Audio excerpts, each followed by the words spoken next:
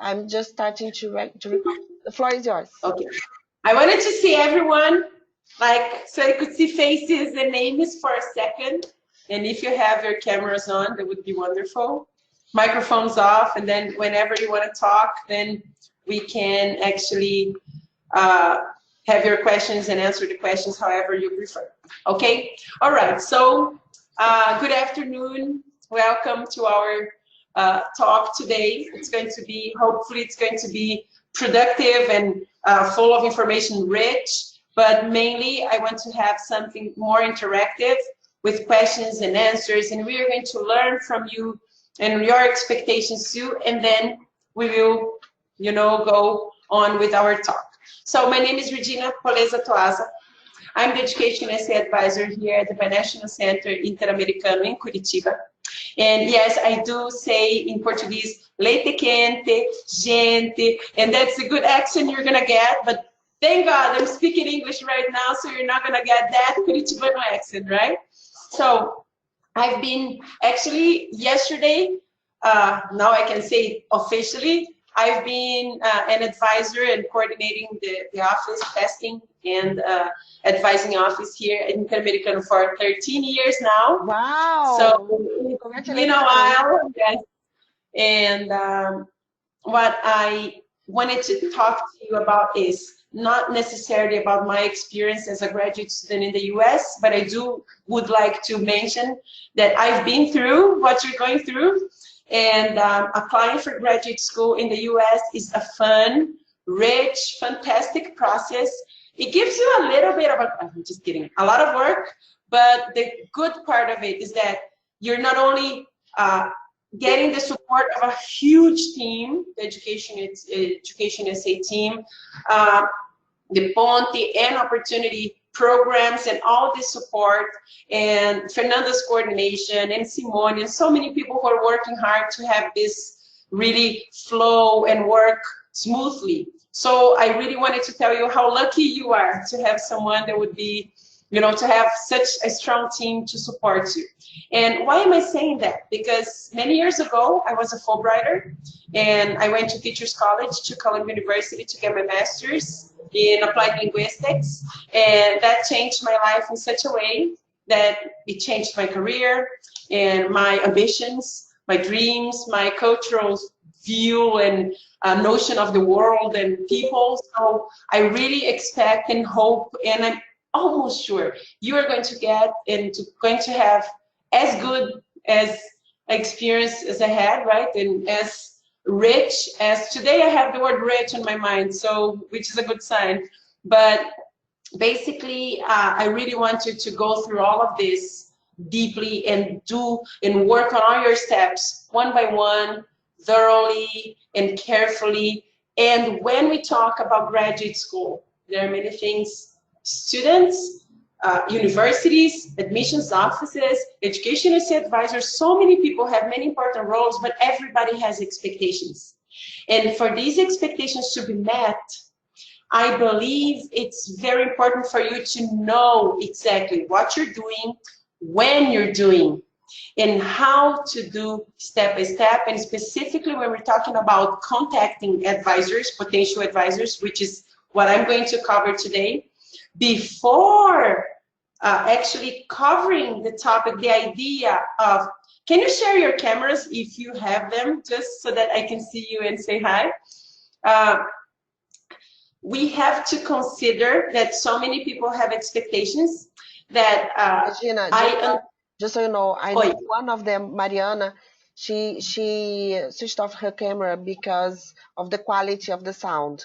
So guys, Okay. if you just want to share the camera just to say hi I and switch it I off just wanted again, to see you, I yes, promise and you'll that be would be quick. fine. Yes. Yeah. And I'll just Yeah. take the opportunity to say that this subject, as many of the subjects you have over the year, it's a result of my experience learning with these amazing advisors.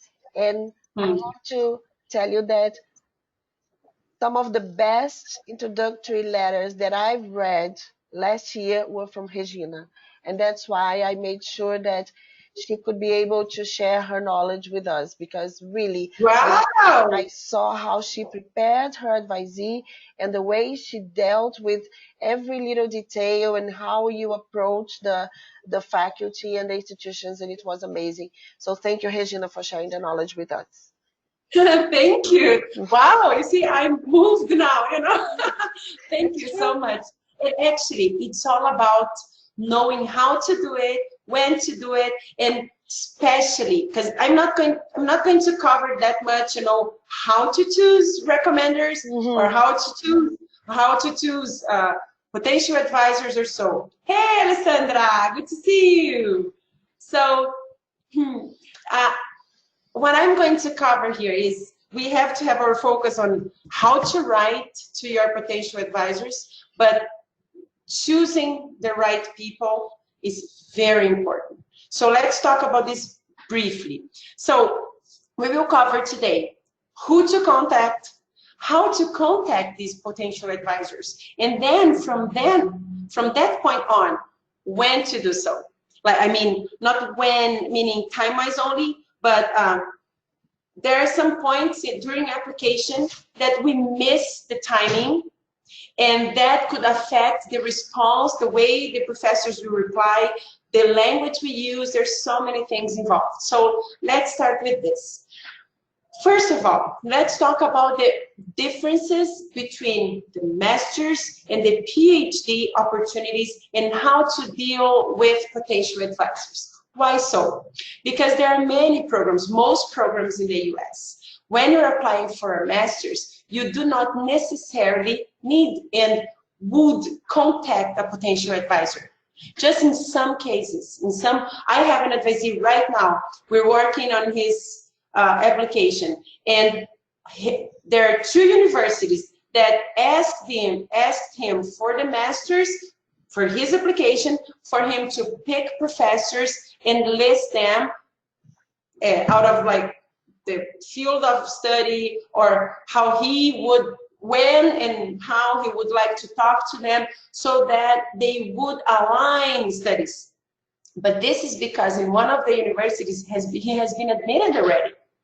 So it wasn't part of his program, his application process. It's now, before he starts the program, he's going to make some choices in interview and match with a few professors. But that's not exactly what happens when we're talking about master's applications in general. When we're applying for a master's, we tend to select university based on so many criteria, right? So many aspects of the whole process, but you have obviously financial aid and research, location, and so many other things. But when we're considering potential advisors, the main criteria should be what type of research, what type of work is he or she doing? Does that align to what you're considering?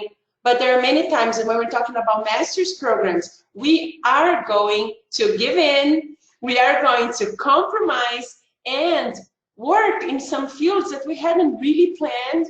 Why so? Because for the master's program, research in your studies would be a little bit wider than when you're getting a PhD, that will narrow down your studies. So if you want to study A and professor studies A plus B, that would fit. But if all professors in those universities that you chose are studying B and they don't match and don't align, that means your choice of university is not right. You have to really consider that when you're making your list. That's why these 5 steps are so important, right? So first you do the search, and while you're doing this search, and step number 2, that is checking for financial opportunities and funding, when you're doing the 2 steps together, you have to first see which universities would fit your needs regarding cost, regarding research, and the field of study that you want. So we're talking about masters here. When you're choosing your PhD programs, then we will be even more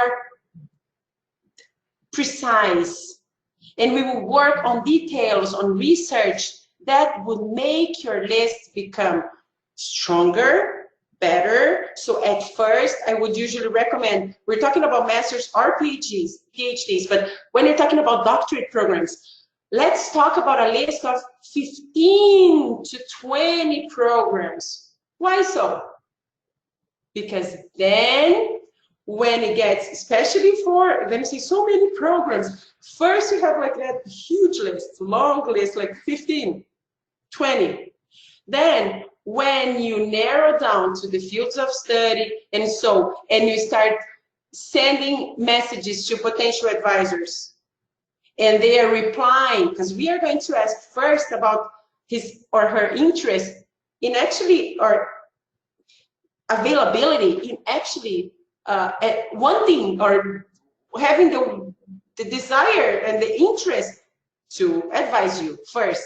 And then once he or she replies, then we will have the second contact talking about funding opportunities. So it all comes together because this is part of your search. So you're in step one, you have this long, long list. When you narrow down, you're going to see that out of 20, maybe 10 will reply. Luckily, 10 will reply. And out of those 10, how many would have funding opportunities? And so after we have researched everything and checked with them, then this list will be shorter. And that would be the perfect list. Because then these professors who have been contacted at first, second step, we're talking mainly for doctorate programs, right? Because for masters, there would be from time to time you would need to talk to professors, but when we're talking about doctorate programs, you definitely have to do that before. But then there's something else. I'll tell you a little bit about the structure information you have to actually include there. But I will send you a template, an additional template, because the program has already worked on a template, and we might have even more ideas. But I will send you a basic, very objective. I will cover this in a minute. Some characteristics of good emails for professors, because we have so many things, so many variables that could play roles there. That one thing is, what about sending attachment? When to send attachment, when not to send attachment, when do I have to send the CV, and why not? Why wouldn't I send all my research? So there is time for everything. And when you do this consciously and you are aware of the fact that you're talking to busy professors, some of them are not that accessible. So you have to know how to talk to them and what language to use and how to approach them. Sometimes it's not you, the person who is going to contact the advisor, the potential advisor, depending on your list. That's why it all comes together, steps 1 and 2, playing important roles together and aligning, because sometimes when you have your list, a good way to have potential advisors in universities is that your advisor in undergraduate here or in your graduate program in your master's now, he or she will be the one who will contact the potential advisor. So it all depends how you found this professor. So was it through your basic search? Was it through the studies? So he or she is one of the authors that you study. It would be a good pick. Or is that because your advisor here in Brazil has contact with certain universities and he or she is going to introduce you? This is key for you to know what to write and when to write. Fernanda. I have a question on that. So even for masters, if the student's advisor here in Brazil for the undergrad, if he contacts the a professor in the US, so the master's applicant he or she may write to the faculty there. Basically, I think I get your question. Basically, let's talk. I was just split for a second, so let's talk about master's programs. In a regular master's application, we tend to do the search, and the search criteria would be universities that offer funding and people or programs that have the research that you want, the program that you want actually. that would be the main aspects you consider. You have your list. Once you have your list, it's always good to ask your advisor in Brazil or professors or people of your academic environment to ask them if they do have contacts there that they believe that would be helpful for your admission in the US. Why so? Because sometimes you see, I want to talk to my advisor and then here in undergrad, na faculdade, right? E na minha universidade, no Brasil, eu tenho orientador da graduação. And my advisor na minha graduação, in my undergraduate, went to school in the US, right? Went to school in the US, or has someone in the program, they're in the department, he knows someone, and says, you know what, I went to this congress, or I researched, did this and this and that with such professor. Why not having him or her write a short message saying, you know, I just wanted to introduce you, João, who's my advisee, my student here in Brazil, and he's highly interested in applying for your university. Do you think you should, he or she should contact you or so? Why not? That's maybe opening just a little piece of the door, but we never know. A little window is open, air is coming in. We have no idea. So that wouldn't hurt. But there are many programs. And I had this experience last week with a student in the field of law. So he's applying for a doctorate program, and he really wants to focus on one specific program in the University of Chicago. That would be the example. And the University of Chicago states clearly that advisors, potential advisors, professors, faculty members should not be contacted beforehand. So you have to send your application, and once you're admitted, or because they want it to be impartial and no communication whatsoever. And that's a doctorate program, that's unusual. So you have to first check that information. First, can we contact professors? And if you're not sure, if you can't find it anywhere, it's very likely that it's fine to contact them. But if they state that, we have to be really unbiased, because they want to make the process as fair as it can be. Okay? So first, can I send an email to the university? Yes, as long as they don't state that it's not okay. Next, should the advisors in Brazil contact their contacts, their colleagues or researchers or so?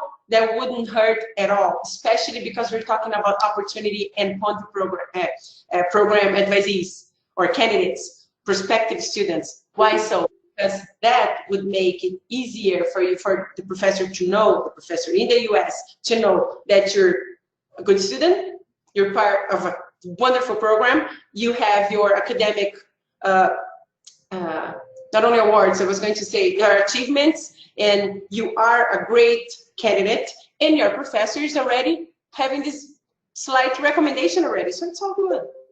But now, how can we approach the professor? That is what I need to cover today.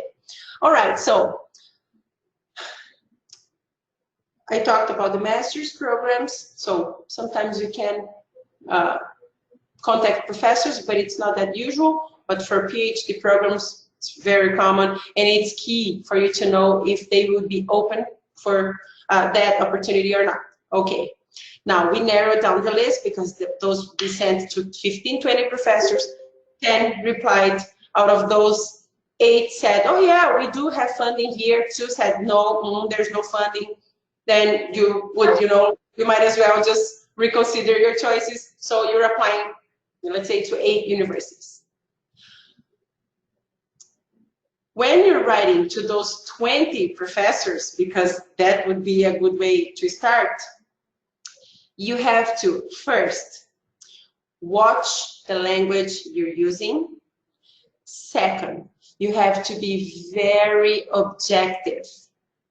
US universities and professors tend to be not only busy, but objective as Americans can be, right? So they would like the student to be concise, objective and direct, clear and show your intentions in 2 maximum, way beyond 2 paragraphs, it would be too much. So I would say that going beyond 2 paragraphs would say, you know, like, hi, should I really read it? And sometimes some professors would be, you know, more accessible or not. So you would say like 2, 3 paragraphs. That would be a lot. So 2 First thing. paragraphs maximum. So I would say that 2 paragraphs, maximum 3, but short ones would be fine. Why so? Because let's consider you're talking to people who don't know you, who might not even receive your email because there's spam and there are so many like junk mail, like we call spam in Portuguese, e que seria junk mail. That's a huge possibility for you to get it. And this is one of the reasons I personally, as an advisor, tend to tell my students not to put attachments in the first contact. The first message you're writing, I usually suggest, this is my view on that point. The other advisor have another idea. Essa parte eu acho que é importantíssimo você falar em português para ela ficar muito clara. Ok. Ah, pessoal, isso vamos é muito importante. Agora. Essa coisa do attachment, para não perder o e-mail, isso é muito importante. Então, basicamente, e até se vocês quiserem que eu fale um pouco mais de português, não tem problema, é só você me dizer, tá? Tá. Então, basicamente, a ideia quando nós escrevemos para um advisor, nós precisamos ser objetivos, usar a linguagem adequada, ser concisos, claros e mostrar efetivamente qual é o nosso interesse. Por quê? Porque muito comumente as pessoas têm a intenção de mostrar que elas têm valor, que elas querem, estão interessadas no professor, escrevem aquelas... E português por si só é uma linguagem mais rebuscada, é uma língua mais rebuscada, tem muito mais no nosso writing style, a gente tende a explicar mais. E em inglês, não, a gente precisa ir direto no ponto. Por quê? Porque esses professores, eu estou só repetindo em português, não te conhecem, a sua mensagem, se ela for muito longa, ou tá melhor o som? Agora eu vi que tem umas mensagens falando do som. Tá com falha? Tá, às vezes pode ser a internet, né? Mas qualquer coisa me avisa. Tá tudo bem, mas obrigada por avisar. Tá. Então, e é importante você pensar que o professor não te conhece, não sabe nem que tá vindo um e-mail, a menos que o teu advisor do Brasil, outra pessoa tenha contatado antes, mas we never know. Mas vamos considerar que ninguém te conhece, zero. Então, olha só, a pessoa não te conhece, é um professor, obviamente, sempre ocupado. Muitas vezes, quem filtra os e-mails do professor é um assistente ou alguém do departamento. Então, quando você for escrever, é muito importante que seja direto no ponto, mas consiga descrever o suficiente sem florear muito, sem, eu gostaria de pedir a gentileza de que, quem sabe, por favor, por obséquio, existe a possibilidade de talvez, sabe? Eu já vou falar do conteúdo, mas basicamente você vai, resumindo, você vai se apresentar, falar o que você é e o que você faz aqui agora, que você está muito interessado no programa X da Universidade Y e deixar claro que o que você estuda hoje é tal, que você encontrou o contato dele através da busca por isso e por aquilo, uma rápida descrição com uma frase do motivo pelo qual você está contatando aquele professor, porque sim, as pessoas gostam de ser valorizadas, sim, as pessoas têm que entender que você não achou o nome da pessoa no Google e eu pesquisei, não estava meio sem o que fazer, não é? A gente está contatando um professor porque a gente tem um foco super. Mesmo que tenha achado o nome dele no livro mesmo e tal, mas não fala assim. Não, fala de mas você tem que pesquisar sobre o professor, saber o que ele estuda, porque, você vai falar da tua pesquisa, é tua vida. A sua vida, o seu futuro está em jogo baseado no que você vai falar com a pessoa. Então, só falar, oi, professor tal, que legal. Ele quer saber, eu encontrei o seu contato, porque eu tenho feito umas buscas na área de tal, e a sua pesquisa na área X me interessou muito. Ou você, né, que a gente diria no Brasil, o senhor, a senhora, mas você é o pesquisador que eu tenho citado na minha dissertação. Você é quem eu estudo, você tem sido um dos autores que eu trabalhei, que eu estudei e que me interessou muito. Tem que ser claro de uma forma objetiva. Porque daí apresentou quem você é, número 1, o que você está fazendo hoje. No caso do ponto e do oportunidade, a gente sempre no primeiro contato fala uma mensaginha dizendo: eu sou a pessoa tal, fui selecionado para um programa de super prestígio, e aí vai falar porque porque você encontrou o contato do professor, o que você vai estudar, e que você gostaria muito de se beneficiar do incrível conhecimento e expertise desse professor para suas pesquisas. Sendo assim, gostaria de saber se existiria alguma possibilidade do senhor considerar ser meu advisor. Essa é a carta inicial. Aí vem a parte da elegância, que é a questão que você falou, Fernanda, que eu já vou dizer. Eu considero elegância. Muitos consideram segurança. Então, você pode usar os dois como aspectos principais. Elegância por quê? Porque se você manda um e-mail com 500 attachments, com foto, com awards, com tantas coisas, duas coisas acontecem. O professor pode não estar disponível nem disposto a ver o que você mandou. Você já criou uma predisposição de que assim, eu vou ter que ler tudo isso, número 1. Número 2, essa é a minha percepção do primeiro, eu não estou falando do segundo contato, estou falando do primeiro. Hoje a gente vai cobrir principalmente o primeiro contato. E aí, deixa eu só parar. Da minha experiência olhando o programa como um todo, as cartas que tiveram mais retorno foram essas cartas em que a primeira vez foi bem objetiva. Objetiva e simples, por quê? Porque no fim do e-mail, o que a gente vai dizer? E isso aqui eu vou mandar para vocês. Fiquem tranquilos que vocês vão ver, ó, tem aqui, ó, eu tenho até um impresso, vocês verem que bonitinho, ó. Isso aqui é um impresso, basicamente como é. Ah, mas share your screen. Não, eu gosto da interação. Tá. Por quê? Porque você poder receber. Mas porque no fim, a gente diz, eu gostaria de saber se eu poderia ou deveria, porque são duas coisas diferentes, enviar o meu CV, ou alguma, né, o my CV, my resume, ou a minha lista de publicações, se o senhor gostaria de saber mais sobre a minha pesquisa, que eu estou super available to do it. O que a gente faz? A gente entra em contato, justifica por que escolheu a pessoa, o que a gente faz e por que a gente é tão interessante. E esse é o primeiro contato.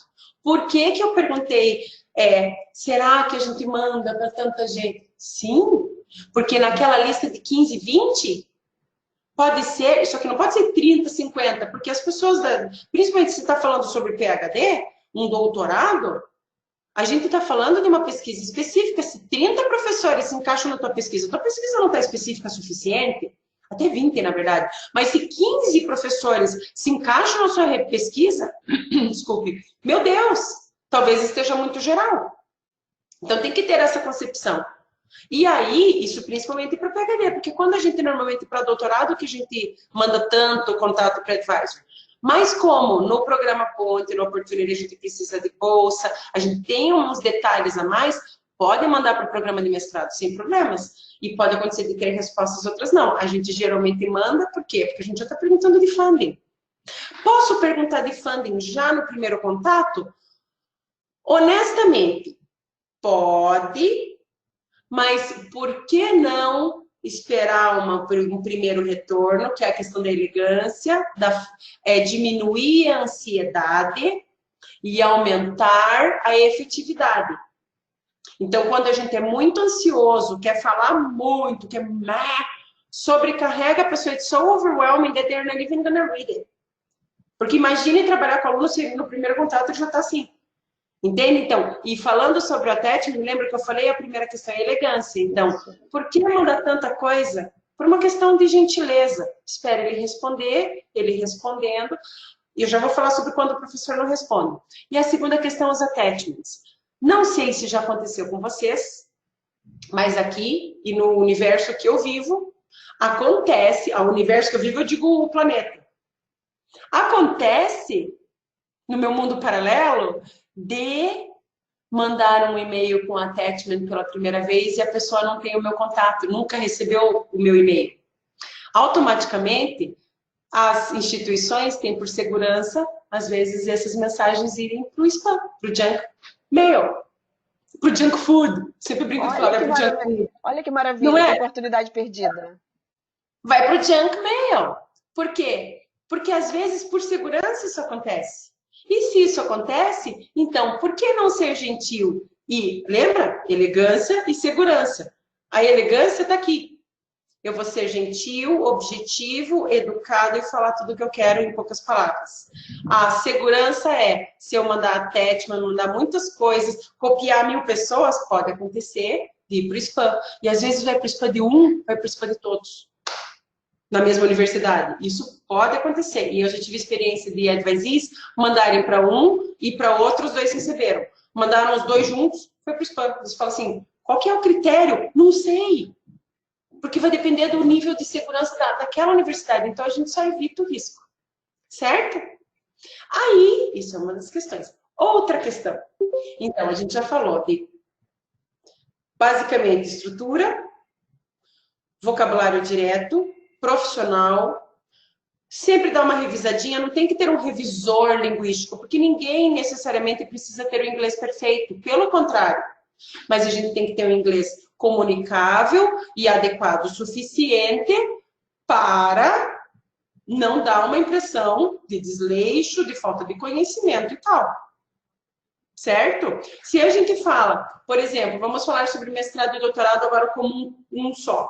Se eu vou fazer application para mestrado ou doutorado, todo mundo vai escrever e-mail de primeiros contatos. Começa pelo número maior da lista, manda para muitos, daí vai esperando respostas. E agora?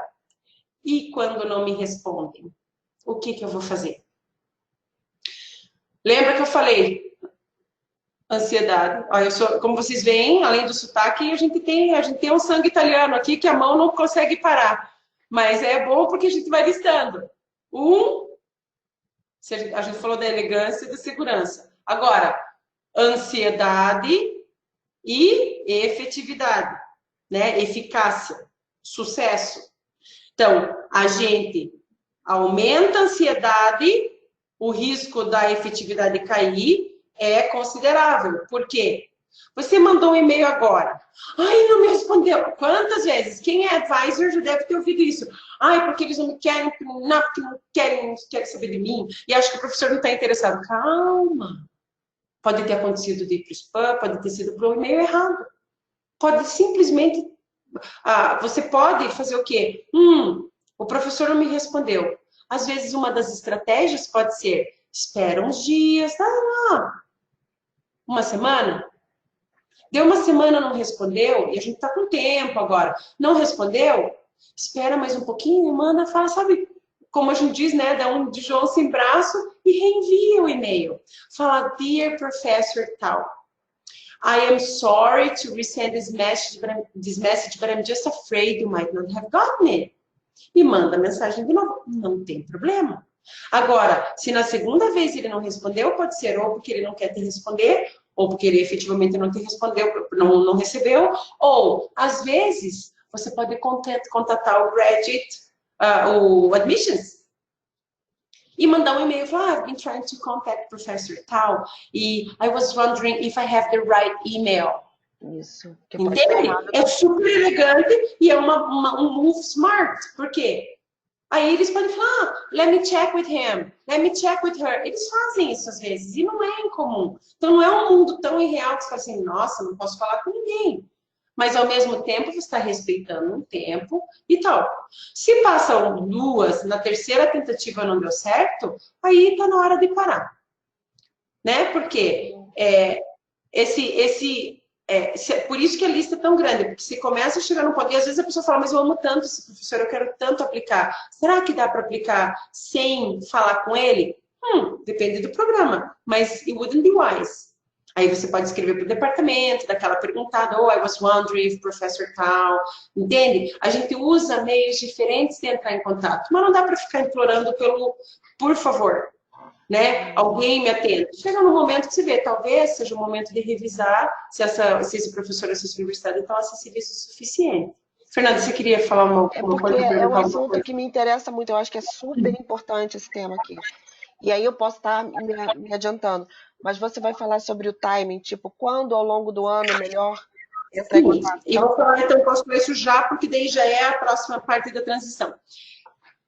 Então, a gente tem que pensar em alguns aspectos importantes na minha concepção when you're considering some professors. So now we're about to start the actual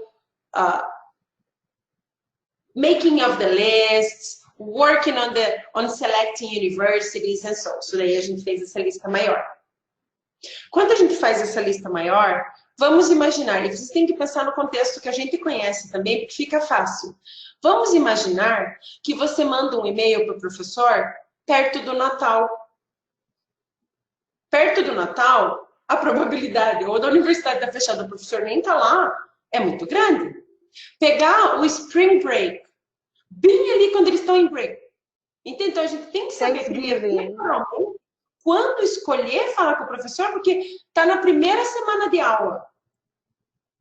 Às vezes, o professor na primeira semana de aula ele não vai ter responder. Por quê? Porque he's so busy. And sometimes they advise so many students. And they have their classes, and they have their assistants, and they have their fellows. Tem tanta coisa acontecendo ao mesmo tempo. Então, por que não pegar temporalmente uma época que pode ser um pouco menos busy, mas que não seja tão tarde? Então, por exemplo, agora. Quando que a gente vai começar a lista? A gente está começando a lista agora? Agora é março? Mid-March, talvez início de April. Por que não? Não tem nada acontecendo nesse momento, ele está no meio do semestre. Porque se eu fizer isso na primeira, segunda semana de May, a probabilidade deles estarem no fim do semestre, de estar em avaliação, de estar em tantas outras coisas. Então, a gente tem que saber que o timing é pegar quando está em período de aula, de preferência. Quando você não está em épocas muito iniciais ou muito finais de semestre. Isso é um pouco wise. Mas agora, necessariamente você precisa contar o tempo? Não. Só que se você puser numa época que pode pegar bem, não, acontece isso. É feriado lá e a gente manda um e-mail. Aí o professor vai voltar, acaba tendo muitos e-mails. Acontece. Então, por que não dar uma olhadinha se o timing tá bom? Manda. Demorou um tempinho, pode ter sido nessa época de break. Ok, manda de novo. E essa seria uma das questões que eu acho que é importante. Segundo, não deixar para cima da hora. O não deixar para cima da hora significa, vamos imaginar que o deadline de application é dezembro 1, dezembro 15, janeiro 15, janeiro 1, janeiro 15, que é o normal, né? Vamos pensar assim, November 30. Aí a gente tem esse tempo de deadline para o fall. Eu vou começar a escrever para o professor, é a mesma coisa que a gente fala de recommendation, eu acho a mesma coisa, sinceramente. Então, agora já julho, agosto, dou uma escrevidinha, setembro. Gente, um timing certo de application olha lá, lição de casa. Everybody, each, que mais que eu vou falar de palavra específico, cada um, each one of you, tem o homework de acessar educationusa.state.gov, entrar no site e explorar os 5 passos. Porque quando a gente explora os 5 passos, lá no site, eu fiz o meu homework, eu sei que está escrito para a gente aplicar para Graduate School. A gente faz tudo de 18 a 12 meses antes. 12 meses antes é quando de entrada? Agosto, setembro. Então, até agosto, setembro, eu tenho que estar com tudo organizadinho já. Pelo menos minha lista já feita, meus planos já elaborados. Por quê? Eu já vou ter que ter contatado os professores, idealmente. Claro que se eu fizer no segundo semestre, dá, mas é desesperador. E, na verdade, no caso de vocês, it's not okay. Por quê? Porque o programa segue um critério temporal muito organizado. Talvez a Alessandra possa responder, a Fernanda possa responder, os advisors que estejam aqui podem responder por mim também. Quem nunca teve um advisee que não é ponte, que não é opportunity, que aparece... Eu tenho uma das bandeirinhas que está aqui, ali, ó, essa parede linda que vocês estão vendo atrás, uma das bandeirinhas que está ali atrás do Education SA é de um rapaz que foi para Harvard, que fez um LLM, que fez um vídeo para Education SA, um querido. A gente trabalhou num período muito curto de tempo, porque até ele decidir, até ele fazer, até tudo, a gente teve aqui um mês. Se tivemos 2 meses para fazer aquele application, foi um desespero. You have no idea. Se eu tive, desde conhecê-lo, até marcar teste, até tudo, a gente teve assim, 9 weeks, 12 maximum. Não, 12 nem 12, sabe? Foi uma loucura. Isso acontece, mas não é o caso de vocês. Então, o desespero de vocês não foi o meu e o dele. Já aconteceu isso com você, Alessandra, de virem desesperados um mês antes? Não, acontece, mas 2 vezes que aconteceu comigo, nós não conseguimos prazo por causa, principalmente, dos scores, dos testes. Esse é o negócio, às vezes não está pronto porque não tem os scores, né? Sim, exatamente. Mas ao contrário disso, eu tive uma aluna que deu super certo, a gente teve 12 meses certinho para ela ir para Vanderbilt, ela foi aceita para um LLM lá, com 70% de bolsa. E fez com... Ela fez com antecedência, ela fez... Ela sabia que tinha possibilidade de bolsa, então todos os passos tá lá. Education State.state.gov, 5 steps, search, funding, apply. Tudo isso serve para quê? Para vocês aprenderem que quem faz antes geralmente tem a chance muito maior. Sobre as recomendações, a experiência que eu tive agora. Às vezes o professor te adora, ele é lindo, maravilhoso. E você, confiando nisso, natural, coloca um prazo muito curto. Aí ele tem neném, a moça estava grávida, tem neném antes. Você está falando de carta de recomendação? Carta de recomendação também. É uma loucura. Então, assim, não que daí é lá no próximo 3 que eu apply. Total. Eu sempre digo, tudo bem, você vai pedir 10 anos antes, mas você já pode dar um toque no professor. Mas antes disso, antes de chegar na carta de recomendação, é muito importante que vocês vejam, que até, Fernanda, é interessante você comentar isso, porque assim, é muito importante que a gente concentre. Eu estou agora trabalhando no passo 1 e 2, por isso que tem que conhecer os passos também. O recommendation letter é o passo 3, então espera ele um pouco. Até para decidir, é o que eu geralmente digo, até para decidir quando faz teste, quem vai ser, porque quem vai ser meu recommender vai depender da lista de programas que eu tenho. Porque outras universidades têm eles pedem 2 recomendações acadêmicas. O outro pede 3 recomendações, uma delas profissional, outras acadêmicas. Outra pede 3 acadêmicos. Então, isso, nesse momento, basicamente, eu posso dizer para vocês. Isso, falando, é até bom porque vocês falaram desses aspectos, porque daí a gente deixa claro para os advisors que testes, recommendation, fazer o... agora, vou falar do CV. Fazer o CV faz parte do Step 3, mas a gente já vai falar sobre isso. Por quê? Porque se eu estou fazendo uma lista de universidades, estou entrando em contato com professores, potential advisors, e eu não tenho o meu resume pronto, como é que eu vou oferecer para o professor que eu vou mandar o meu CV? Tá pronto. Please let me know if I can send you my CV. Daí eles falam, isso aconteceu com experiência própria, com advisors nossos, não só do programa, como de opportunity, de outras ocasiões. Eu fiz o contato, mandei. Alguém está com o áudio ligado que está fazendo microfonia. Dá uma olhadinha, por favor. Eu entrei em contato, eu mandei, faz o e-mail perfeito, lindo. O e-mail está lindo. Dear, tá lá, né? Vamos ler. Dear Professor, tal. My name is Tal, and I am a researcher at Universidade Federal do Paraná, at Federal University of Paraná, Brazil, and I'm highly interested in applying for the blah, blah, blah, blah program at your university. I'm deeply motivated by your studies, e tá. Daí chega no fim e fala, please let me know if I could or should send you my CV, publications or any other information. Aí o professor que responde amanhã. Amanhã, porque daí, né, já que eu não tenho pronto, é bem amanhã que ele vai me responder, right? E daí ele responde, sure, it would be wonderful to have all your information. I'm looking forward to having a Brazilian student here. E você olha para você mesmo, what am I going to do with myself? Manda o teu currículo que você tem no modelo do Brasil. Aí o modelo do Brasil tem nome, idade, nacionalidade, Estado Civil, foto.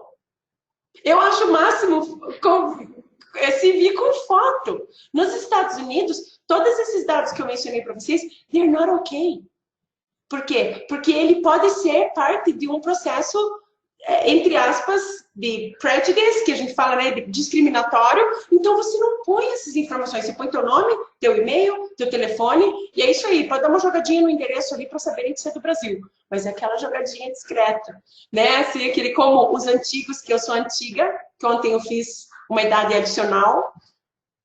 Os antigos dizem o somebody love, lembra da que tinha lá no programa? O pessoal, pai, não pode. Gente, a gente está falando do futuro de vocês.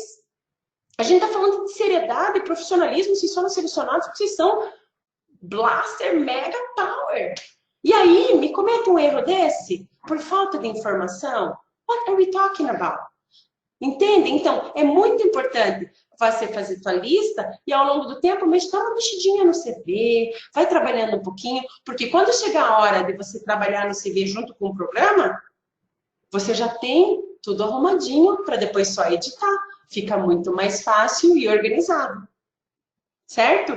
Então, voltando para o nosso tópico, precisamos saber os passos bem organizadamente, porque o passo 1, que é search, passo 2, que é o funding, trabalham juntos e vocês estão fazendo essa lista. Vamos mandar todos os e-mails para os potential professors que nós escolhemos, baseado em contatos dos professores, advisors, dos pesquisadores que você estuda. Eu já estou até contando como fazer uma lista, né? Acho que nem é essa apresentação, mas já escapou, né? Mas os autores que você estuda, os programas que você encontrou no Peterson's e so many other websites, e aí você fez essa lista, disparou os e-mails, que são esses que a gente está falando, veio algumas respostas, essas respostas, se forem positivas ou falarem de oportunidades, aí agora vem. Fiz o primeiro contato e o professor respondeu. Se ele não falar do CV, se ele falar, por favor, me manda o teu CV, você fala com o teu advisor e fala, ai, meu advisor, eu preciso acabar de revisar o meu CV. Se isso não acontecer, não precisa. O que você precisa fazer? O próximo contato. Esse follow-up com o professor é o quê? Muito obrigada. Thank you so much for replying so promptly. I'm really excited about the possibility of working with you and learning from you. E esse contato, essa resposta, desculpa, essa resposta tem que ser rápida, né? Ela não pode, tipo... não precisa ser no dia desesperado, Não precisa ser no dia desesperado, meia-noite desesperado, porque recebeu.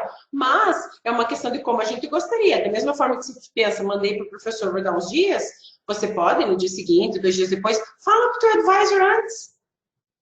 Fala, olha, o professor respondeu, encaminha para o advisor e fala, o que você acha? O advisor é a pessoa que deveria ser a pessoa que sabe bem. E fala, olha, vamos então, você está com o teu CV pronto, vamos trabalhar rapidinho ali e você vai responder. E a outra coisa que é importante comentar é, quando a gente responde nesse segundo contato, ali pode ser uma boa oportunidade de jogar a informação mais claramente das possibilidades de funding.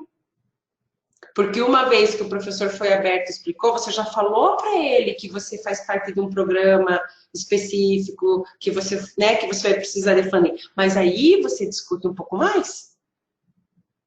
Aí você fala, então, I was wondering if there are research possibilities and funding possibilities for me to, if admitted, for me to get involved, any assistantships. Você já vai dar um passinho mais, por quê? Porque pode ser uma boa oportunidade. Porque, primeiro, eu preciso que ele me note. Segundo, eu preciso que ele me responda se tem interesse. E terceiro, se vai ter funding available. Porque não adianta, olha, os anos, eu acabei de contar, né, que throughout 13 years, eu vi tantas coisas, que eu já vi gente que faz processo bem sucedido em 1 mês, gente que faz processo bem sucedido em 1 ano, gente que não faz processo nenhum. Chega no fim, nem faz. Gente que entrou em contato com a universidade, eu tive uma experiência que eu sempre conto, a gente tá quase no finzinho já, mas eu sempre conto isso. Eu tive uma moça que, graças a Deus, e ela até hoje ela me recomenda, a amiga dela foi para os Estados Unidos porque eu atendi depois e deu tudo certo, a gente se encaminha. Mas aconteceu uma situação que eu nunca vou esquecer, que foi uma experiência de aprendizagem eterna como advisor. Eu peguei uma menina que eu atendi na área de psicologia, era para mestrado, e ela chegou com o application praticamente completo, mas estava uma bagunça. Mas ela já chegou ali na curva do rio e já era hora de mandar o application, aquele desespero, marquei 2 orientações, fizemos tudo, revisamos statement, CV, tal, fizemos tudo, pá, disparamos. Por quê? Porque ela estava já no passo do fim do passo 3. Acreditem se quiser. Ela chegou no passo, ela foi aceita.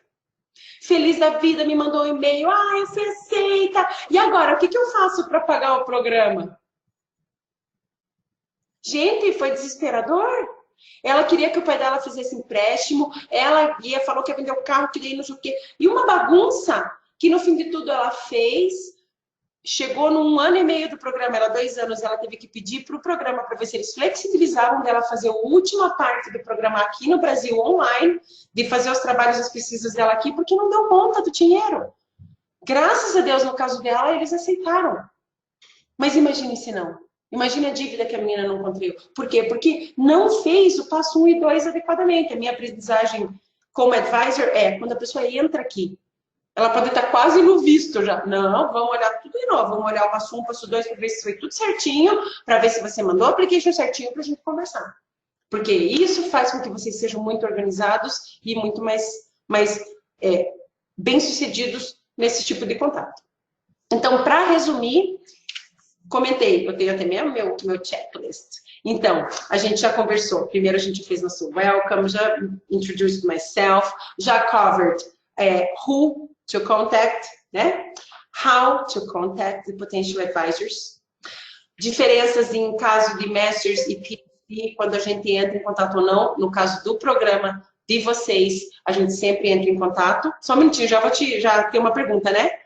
Aí, a gente falou sobre quando a gente faz a lista mais ampla e narrow down.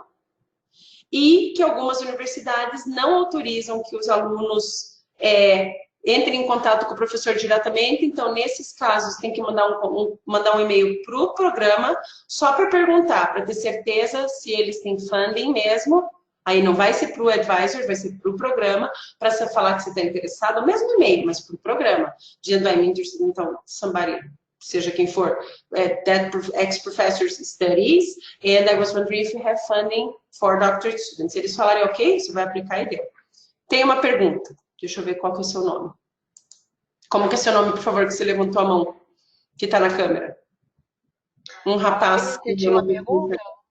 O microfone está desligado. Ele é o Alabê? É. Oi, Não, Alabê. eu não tinha pergunta, não. Boa tarde. Não, eu não tinha pergunta. Eu tava fazendo um checklist na mão, como você tava falando, eu tava fazendo assim, entendeu? Tava fazendo Aí isso. eu não tava fazendo a pergunta. Não. Eu falei, I told you this would be an interactive talk. I'm glad. Ele tá pegando o meu mama, senhor, né? E eu falo italiano. Né? E ele só vai usando a mão, mas que bom. Então, você não tem nenhuma pergunta sobre o que eu cobri até agora? Não? Tá tudo certo? Eu tenho um comentário. Só Pode falar. Tudo bem. que eu aprendi com você também, Regina. Nessas cartas, que eu acho que é importante que vocês discutam com seus advisors para criar um parágrafo explicando mais ou menos como é, mas resumidamente, que você faz parte do programa XYZ e ter isso em mãos. Porque você não precisa explicar muito, mas você tem que ser, de novo, como a Regina falou, objetivo, mas de alguma forma apresentar isso. E se você tiver um templatezinho dessa informação, a sua vida vai ficar mais fácil para você adaptar os seus e-mails, né? Então, na verdade, Fernanda, que a gente conversou, né? A gente já trabalhou com o programa no primeiro ano e tudo mais. Eu sugeriria, veja se você acha uma boa ideia, I would strongly suggest que a gente tenha, que o programa, que a coordenação tenha aquele que a gente tinha, aquele paragrafinho de umas três... Eu posso recuperar aquele mesmo que você escreveu, que foi muito bom. Talvez você poderia mandar para todos do programa, dizer, olha, this is what you can use when you're writing to your potential advisors. Include that information. Por quê? Porque daí a gente tem padronizado a linguagem correta e o programa... não quero passar a responsabilidade para o programa, mas você entende? Porque eu acho que para ele facilita, deixa o vocabulário mais adequado e não descreve o programa equivocadamente, porque se a gente quer descrever e usa Education Essays, usa o Department of State, usa o termo né? Usa lemon, Não fica usa muito os nervos, prolixo, que aí... né? Então, assim, se você achar uma boa ideia, a gente pode usar o que a gente já tinha, mais ou menos, Se você autorizar, eu uso o que organizado. você... Porque foi muito bom aquilo, eu achei fantástico, assim, facilitou bastante. E era porque a gente acaba aqui, porque eu pego informação de todo mundo, a gente, por boa vontade, por querer fazer bonito, a gente pega umas coisas muito chatas. Se eu não leria, a Uhum. pessoa que não conhece, o aluno não vai ler, né? Sim, e olha ali, ó, que agora eu vi. Oi, Aline! Um beijo para você. Saudades também. E então a Aline tem. Só que assim, vamos fazer o combinado? Eu acho que é melhor. Eu vou Aline, passar para todo é mundo. legal o que você falou. Se você quiser, eu acho que, pessoal, veja se vocês acham uma boa ideia. A Aline pode até passar para a Fernanda o que a gente tinha feito, né? E aí a Fernanda dispara um e-mail para todos. E Para coloca que lá naquela todos pasta, a gente tenham tem... a mesma língua. Eu acho que ia ser muito maravilhoso, Aline. Muito obrigada, porque vai ser legal. E a Camila comentou um negócio bem legal também. Teve gente ano passado que levou meses para receber uma resposta e já tinha esquecido. Então, isso é algo que você, como potential candidate, tem que cuidar. Não pode demorar meses para responder e a gente não deu uma cutucadinha no professor, porque quando passou muitos meses, é bom que tenha recebido, mas às vezes vem tarde demais. Então tem que sempre estar atento para isso, para quando o professor respondeu, dar um oi, porque às vezes realmente o professor não recebeu. Então é usar dos meios certos, mas de uma forma organizada. A gente tem mais um minutinho, então eu só queria acabar nosso checklist. O exemplo eu mencionei para vocês do meu, na verdade ele está fazendo GSD, mas é uma história mais complexa, bem, ele fez o bar, tem muitas coisas envolvidas. Mas existem universidades que vão deixar lá, claro, no application, lá na parte do application, que não pode contratar o professor, tem que olhar isso antes de mandar e-mail para o professor, porque senão vocês estão desobedecendo a regra da universidade. Aí, como approach, pensar no timing, pensar no vocabulário, ter uma estrutura clara e sempre mencionar o programa que vocês fazem parte, que é maravilhoso, sensacional. And this year, the first year, we had so many people admitted, so many programs. This is so amazing. Então, vocês fazem parte de um programa tão sensacional que vocês têm que mencionar, tá? Não faz attachment no começo, de preferência, ask first para ser, lembra? Elegância, segurança, e não esquecer dessa parte. Vocabulário usado, por favor. Stuff, I mean, e palavras desse tipo, they're not okay. Sabe? Não dá para a gente não ajustar o vocabulário academicamente. Por favor, sabe? Tem que sempre dar uma pedidinha para o advisor. Vocês têm advisors sensacionais, então, por favor, use do capital intelectual que está disponível para vocês. E, por fim, o template, vou mandar um e-mail para vocês. Fiz o meu accomplishment do dia, porque, ó, 00, deu certinho o tempo, tudo programado, checklist mental organizado. Para terminarmos, se vocês acharem, se vocês tiverem que sair, é super ok. Mas antes da gente terminar, se alguém tiver alguma pergunta e quiser permanecer, é super welcome. A gente pode ter mais uns 5 minutinhos, ou alguma coisinha assim. Eu só queria dizer para vocês. I hope you enjoyed my sotaque curitibano e que vocês tenham absorvido muitas informações, tem muito mais coisa para a gente conversar, mas por favor, não esqueçam de fazer o homework de vocês. Primeiro, olha no educationsa.state.gov e estudem. Vocês não sabem quantas vezes na minha vida eu já li aqueles 5 passos, que eles são tudo que a gente precisa para saber se respeitar temporalmente, academicamente e obedecer a sequência mais lógica possível.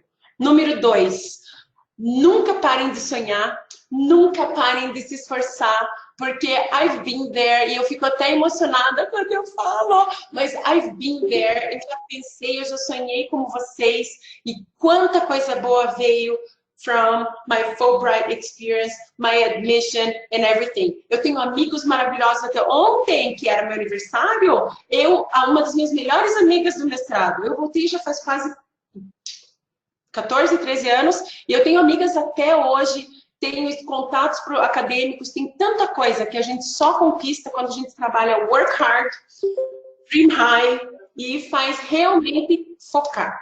Vocês têm advisors sensacionais, vocês têm um programa sensacional, vocês têm tudo na mão. Só depende do esforço de vocês. Se vocês realmente acreditarem nisso, só depende de vocês.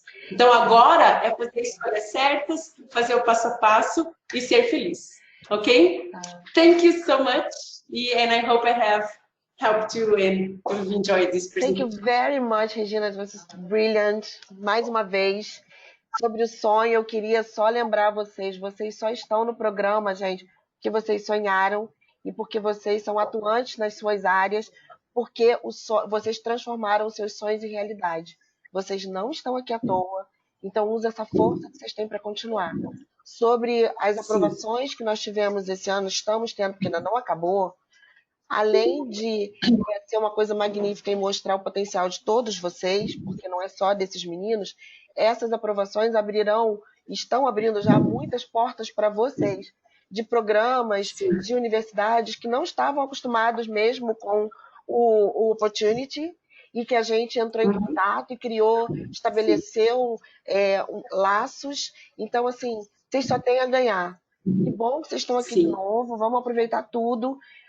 Agradeço muito a Aline, que vai mandar para mim todo o material. A gente vai botar no follow-up, claro, mas também vai ficar na pasta de templates para vocês no Drive. Quem não tiver acesso ao Drive, por favor, me avise, tá? Porque aí eu acerto, às vezes acontece.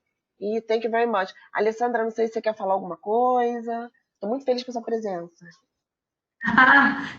Gente, obrigada. Não, então, eu quero acompanhar, né? É bom, eu participei só para acompanhar e saber um pouco mais. Esse é o 3º ano já que eu estou participando do programa como advisor, né? Mas, assim, a gente sempre tem a aprender, é o que a Regina falou. Ler lá trocentas mil vezes os passos. Às vezes está numa reunião, alguém fala uma coisa e você fala, puxa, nossa, eu não tinha pensado nisso, né? Sim. Então, assim, sempre aprendendo, tá? E já sucesso a todos vocês. Eu tô com uma outra advisory agora. Antes eu tinha ela estava até aqui, acho que ela saiu, a Thaís. Que devia estar no trabalho, ela entra e sai rapidinho, às vezes, até está aqui por aí. Mariana, estou com a Mariana. Agora estou muito feliz, já tivemos nossa primeira reunião. Ótimo. E bora trabalhar, né? Thaís, você tá aí. Thaís, beijo, querida. Muito legal até comentar com vocês. É muito legal porque a iniciativa do programa, primeiro que o Opportunity, we've been doing this for a while, e tem uma dinâmica, e o Ponte de Talentos tem outra dinâmica, e a gente se ajuda, a gente contribui como um time. E é muito interessante isso que você falou, Alessandra, que o antes, então, a Fernanda, todo mundo falou coisas tão ricas aqui, né? Que você pensa, a experiência de de tantos anos de Opportunity ajuda muito nessa experiência do Ponte, né? E a experiência do ano inicial do Ponte para agora, quem permaneceu no programa já vai ter outro tipo de input de outros advisors, o que é super rico. E quem é novo no programa e tem esse input novo. Então é muito legal, né? Você aprender de perspectivas diferentes e a gente se ajudar. Eu, como sempre, eu vou dar tchau, mas como sempre, a Fernanda sabe, nossa rede sabe, eu estou sempre à disposição para o que vocês precisarem, para tentar ajudar, ter ideias, mas principalmente que, assim, um dos meus mantras do universo da vida é acreditar e saber que a gente pode motivar outros, né? Então, o meu objetivo é que vocês se sintam motivados, porque, sim, nós somos provas vivas, né, de que pode dar certo e que acontece, tá bom? Um beijo, então, a todos. Para quem falou feliz aniversário para mim, muito obrigada. E very soon, né? Que a gente vai ter outros workshops, a gente vai conversar de novo. Tá? Beijo, Então, tá bom. Gente, muito Beijo. Vou sair aqui. Obrigada. Tchau.